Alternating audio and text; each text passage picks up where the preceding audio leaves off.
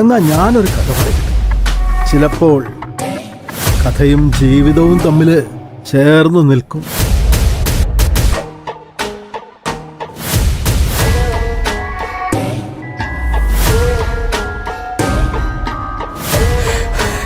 Sir, Deena എവിടെ sir?